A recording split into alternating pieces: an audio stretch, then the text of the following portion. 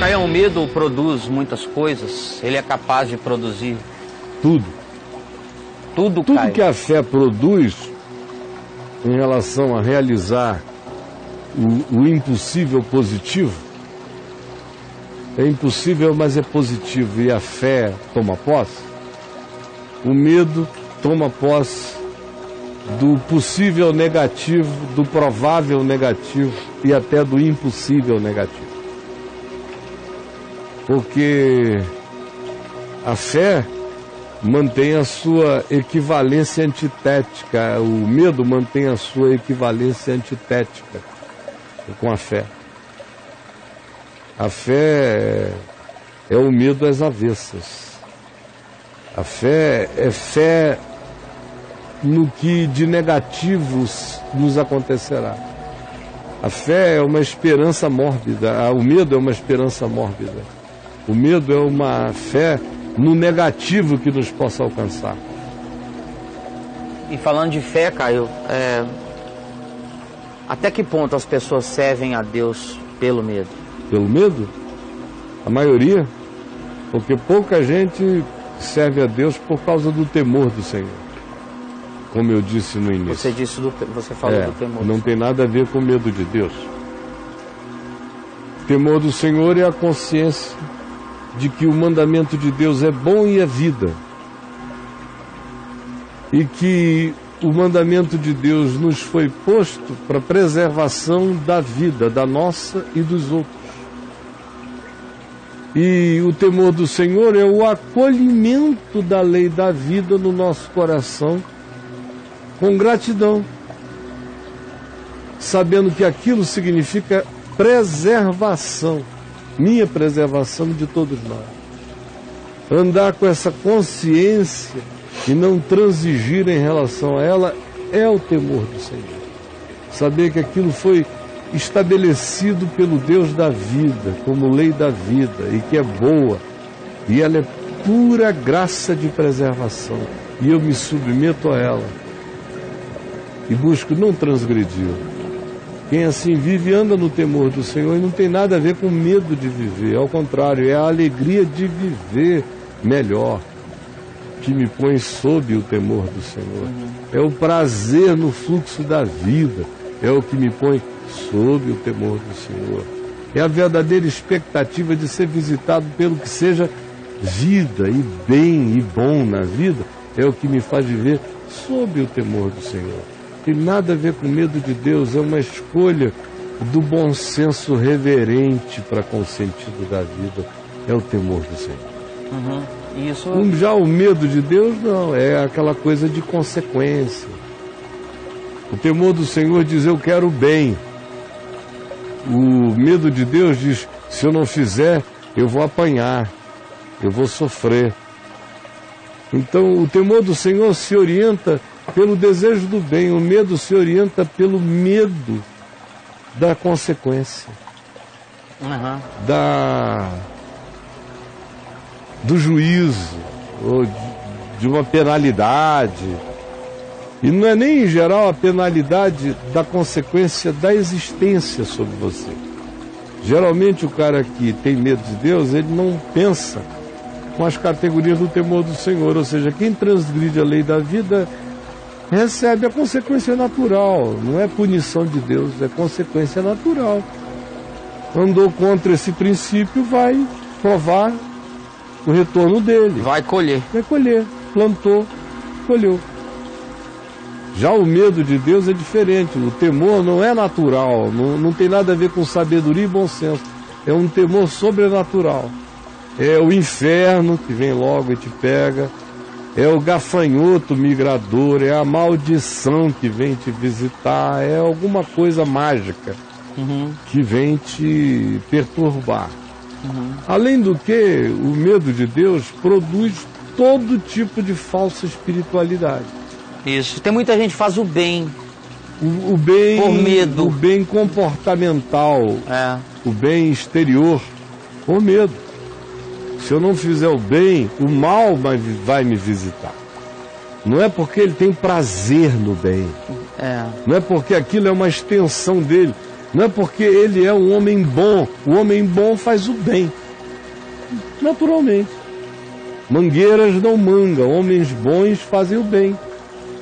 Agora, gente ruim, medrosa e que de maneira pagã tem medo de Deus e existe na mesquinharia da barganha com essa pretensa e pseudo-divindade, não realiza o bem. Eles apenas fazem despachos em nome do bem. Seja levar um saco de feijão para um orfanato, seja qualquer coisa legal, não precisa ser despacho na esquina, mas é o despacho dele. É fazer aquele bem com medo de Deus para fechar uma porta de mal contra ele, ou para que algo que ele fez errado seja coberto por aquela bondade que ele está fazendo. É como quem rouba 90%, 100%, mas dá o dízimo de 10% na esperança de santificar os 90%. Também tem aqueles que se tornam os reis da caridade por medo, não por bondade espontânea, voluntária, alegre, feliz. E aquela quantidade enorme, por exemplo, de cultos do medo. Cultos do medo. Tem muita gente que cultua a Deus por medo. Se não for cultuar a Deus, a semana pode ser amaldiçoada. É todo tipo de motivação equivocada em relação a Deus, provocadas pelo medo. Como também atitudes em relação ao próximo. Algumas até do ponto de vista exterior legais, mas se você olhar no coração da pessoa que está fazendo aquilo, tudo errado, porque a motivação não foi amor, não foi bondade, não foi espontaneidade, foi medo, foi barganha. Existe. Pobres agradecem, mas para o cara mesmo, diante de Deus, aquilo nada aproveitará. Existem as orações do medo, cara? Existem? Também. Só tem oração do medo. Quase né? todo mundo que ora com medo. A oração da confiança, ora e descansa. A oração do medo não para nunca. Ela quer o resultado. Ela fica orando também, porque ela acha que se ela parar, se ela não ficar repetindo aquilo, ela vai ser esquecida, Deus não vai lembrar, ou ela pode ser visitada no silêncio pelo mal que ela está pretendendo coibir. Então ela fica falando aquilo para lembrar Deus, o diabo e todo mundo de que ela está falando aquelas coisas que são do bem. Puro medo. Pânico o dia inteiro. Quase todas as espiritualidades que não se fundamentam na graça de Deus são motivadas pelo medo. Só a graça de Deus tira o medo da relação com os céus, com o mistério, com o absoluto, com o santo. Só a graça. No resto, tudo que se faz em relação a Deus, quando o cara diz que crê em Deus, está motivado por medo e barganha. Sempre. Só na graça você chega livre, sem trocas a fazer, crendo que não vem de mim, vem dele, é unilateral e ele o encheu. Meu cálice não estava quase cheio, ele botou um pouquinho. O meu só chega vazio, ele enche todo dia. Tem gente que consagra o medo, cara. Medo? O medo é o maior objeto, é o maior propulsor de consagrações. Propulsor. O cara vai, é motivado pelo medo a se consagrar. Olha isso. Boa parte das consagrações terminam tão mal, tão nervosas, tão estressadas, ou psicologicamente tão adoecidas, porque são consagrações do medo e do pânico. Há um Deus apavorante. E como que as doutrinas, Caio, elas conseguem cultivar esse medo devagarinho dentro da pessoa? Através, qual o mecanismo que eles usam? Como é que... Tudo. E como é que a pessoa faz para detectar esse tipo de doença dentro O dela? que não é graça é medo. É simples assim. Tá. Assim como sem o temor do Senhor ninguém guarda nenhuma sabedoria no coração, Tá. ao mesmo a sua pergunta é respondida assim. Aham. Sem graça tudo estimula a espiritualidade do medo. Tudo.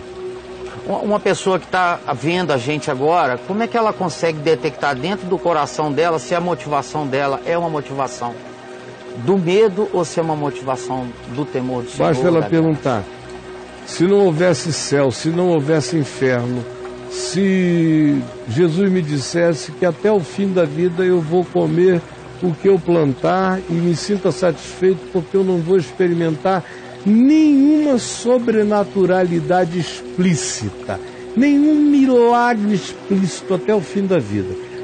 O céu não existe, o inferno não existe, eu não vou provar milagre nenhum até o fim da vida. O que acontece ao homem mau pode acontecer a mim também, até o fim da vida. A doença que dá no homem mau pode dar no homem bom, pode dar em mim também, até o fim da vida. E eu não mudarei em nada, porque toda a minha alegria é viver como Jesus me chamou para viver. Quando uma pessoa serve a Deus assim, sem ser por causa do céu, sem ser por causa do inferno, sem ser por causa de galardão, sem ser por causa de sentença ou punição, sem ser por causa de milagre, sem ser por causa de proteção, sem ser por causa de nada, mas apenas pelo prazer de ter provado Deus em Cristo, de ter provado a alegria de amar, de ter provado a alegria de crer e resistir, de ter provado a alegria de ter um caráter e não dobrá-lo a nada, de ter a alegria de ter uma consciência que só cresce e se expande cada vez mais de maneira livre na direção das coisas que abraça. Apenas e tão somente ser essa pessoa e ter essa alegria já satisfaz você, significa então que você aprendeu a servir a Deus e amar a Deus por nada. Aí a tua resposta está respondida. Aí nasce a fé que lança fora o medo. Nasce fora o medo. Aí nasce a fé que é. A fé que é, ela, quando diz tudo posso naquele que me fortalece, ela não está dizendo eu creio em Deus porque nele eu paro o sol. O que ela está dizendo, sobretudo, é eu sou de Deus, mesmo que o sol me queime até me matar seco. Eu sou dele. É como em Hebreus capítulo 11, do verso 1 ao 35, você tem todas aquelas narrativas que enfaticamente dizem pela fé, pela fé, pela fé, pela fé, só coisas extraordinárias. Mar se abriu, sol parou, muralhas caíram, mortos ressuscitaram pela fé. Poucos expulsaram milhares pela fé. Até que chega no verso 35 e diz: outros, por sua vez, pela fé, foram cerrados pelo meio, foram mortos ao fio da espada. Tem pepino aí também. Tem pepino. Foram apedrejados, presos, rejeitados, viveram andarilhos, sem pouso, sem casa, escondidos nas grutas, nos antros da terra, se vestindo com peles de cabras e de animais, sem ter onde reclinar a cabeça.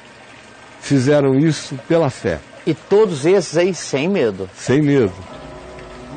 Os primeiros foram aqueles aos quais a fé honrou, e eles entraram nessa história com medalhas olímpicas. Esses outros aqui são os heróis paralímpicos que seguraram sem perna, sem braço, sem olho, e foram sem embora. Cabeça. Seguraram. Tem fé em tudo isso. Sobretudo nisto. Sobretudo nisto. Sobretudo nisto. Na fé que não desiste jamais. Ô, cara, aquela pergunta do tipo, por que Deus permitiu isso? Acabou quando você tem fé. É uma pergunta do medo, né? Claro. É do medo do idiota também. Do idiota também. Do idiota também. Porque isso é uma pergunta que quem pensa não faz, né? É a pergunta, uma das perguntas que são mais recorrentes aqui. Por que Deus permitiu isso? E aí, Braulinho, mais alguma coisa? É isso aí, Caião. A piedade do medo, você já falou?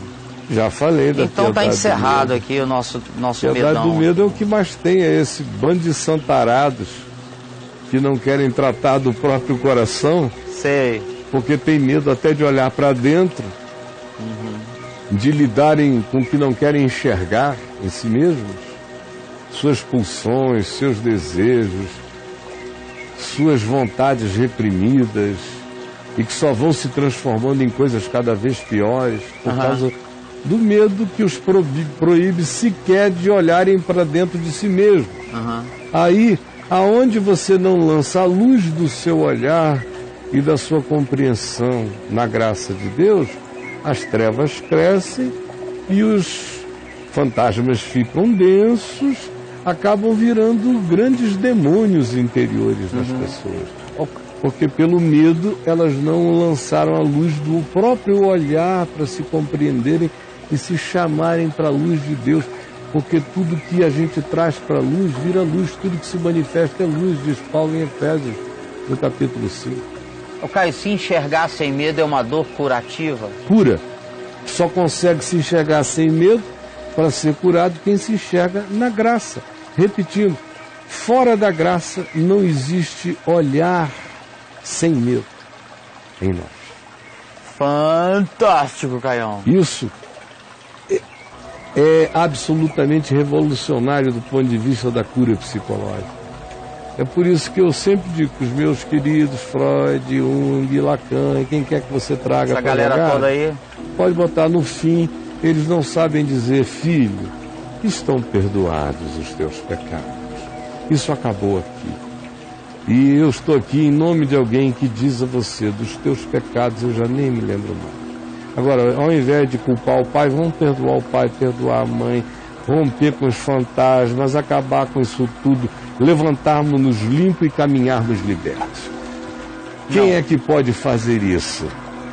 Para que saibais, todavia, que o Filho do Homem tem sobre a terra autoridade para fazer essas coisas, é que a gente diz também aos paralíticos, levanta, toma o teu leito e anda, em nome de Jesus.